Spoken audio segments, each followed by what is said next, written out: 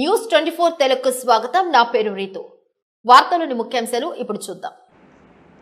రాష్ట్ర ప్రభుత్వం ప్రతిష్టాత్మకంగా చేపట్టిన P4 పథకానికి పక్కా గృహం, విద్యుత్ సౌకర్యం, gas connection, bank account, refrigerator, laptop లేని వారిని అర్హులుగా గుర్తిస్తామని పంగులూరు మండల special officer RWS SC Anantaraju తెలియజేశారు.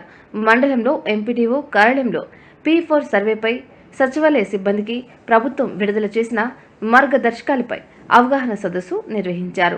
10 ఎకరాల భూమి ఉన్నవారు, గవర్నమెంట్ ఉద్యోగస్తులు, ఇన్కమ్ ట్యాక్స్ కడుతున్నవారు, 4 చక్రాల వాహనం కలిగిన వారు అనర్హులుగా గుర్తించాలని ప్రభుత్వం మార్గదర్శకాలు ఇచ్చిందని తెలియజేశారు. ఈ నెల 8వ తేదీ నుండి 18వ తేదీ వరకు సర్వే నిర్వహిస్తున్నట్లు తెలియజేశారు. అనంతరం గ్రామ సభ ఆమోదించాలని తెలియజేశారు. సెక్రటరియట్ స్టాఫ్తో మీటింగ్ పెట్టడం జరిగింది.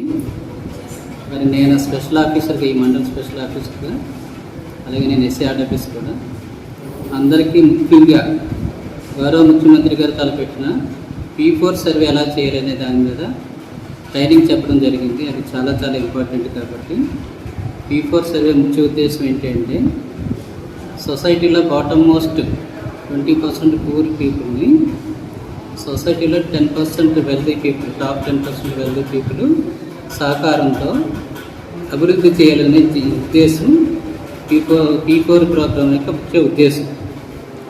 గౌరవ ముఖ్యమంత్రి గారు చేపట్టిన P4 కాన్సెప్ట్ అదే. ఆ ప్రకారం టాప్ 10% వెల్దీ పీపుల్ని, సొసైటీలో ఉన్న బాటమ్ 20% పూరెస్ట్ పీపుల్ని ఐడెంటిఫై చేయాల్సిన అవసరం ఉంది. బాటమ్ 20% పూర్ పీపుల్ని ఐడెంటిఫై చేయడం కోసం P4 సర్వే రేపు 8వ తేదీ నుంచి 18వ తేదీ వరకు చేపట్టడం జరుగుతుంది. 18వ తేదీ నాటికి సర్వే పూర్తి చేసి తర్వాత అది గ్రామ సభల్లో పెట్టి ఆమోదించాల్సిన అవసరం ఉంది. ఈ P4 సర్వే ఎలా చేయాలనే దాని మీద మార్గదర్శకాలను అందరికీ చెప్పడం జరిగింది ఈరోజు. మరి ముఖ్యంగా P4 సర్వేలోకి రాకూడని వ్యక్తులు ఎలాంటి వాళ్ళు అంటే, మున్సిపాలిటీలో ఏదైనా ప్రాపర్టీ ఉన్న వ్యక్తి, 10 ఎకరాల మించి స్థలం లేదా పొలం ఉన్న వ్యక్తి, అట్లాగే గవర్నమెంట్ ఉద్యోగం ఉన్న వ్యక్తి, ఇన్కమ్ ట్యాక్స్ పేయరు, 4 వీలర్ ఉన్న వ్యక్తి, ఇట్లాంటి మార్గదర్శకాలు అన్నీ ఉన్నాయి.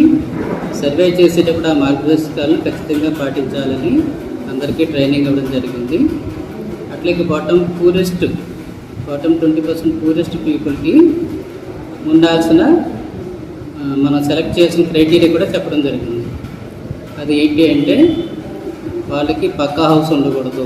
అంటే పక్కా హౌస్ లేని వాళ్ళు, కనీసం కరెంటు వసతి లేని వాళ్ళు, గ్యాస్ వసతి లేని వాళ్ళు, బ్యాంక్ అకౌంట్ కూడా లేని వాళ్ళు, ఫ్రిడ్జ్, ల్యాప్టాప్ ఇలాంటి ఉపకరణాలు లేని వాళ్ళు, ఇలాంటి కేటగిరీలన్నీ కూడా జాగ్రత్తగా సర్వే చేసేటప్పుడు జాగ్రత్తగా పరిశీలించి సర్వే చేయాలని అందరికీ దిశానిర్దేశం చేయడం జరిగింది.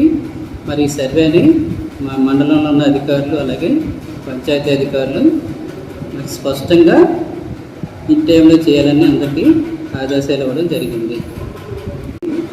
మరి ప్రభుత్వానికి కూడా నివేదికలు ఇవ్వడానికి మేమంతా సమాయత్తంగా ఉన్నామని తెలియజేస్తున్నాను.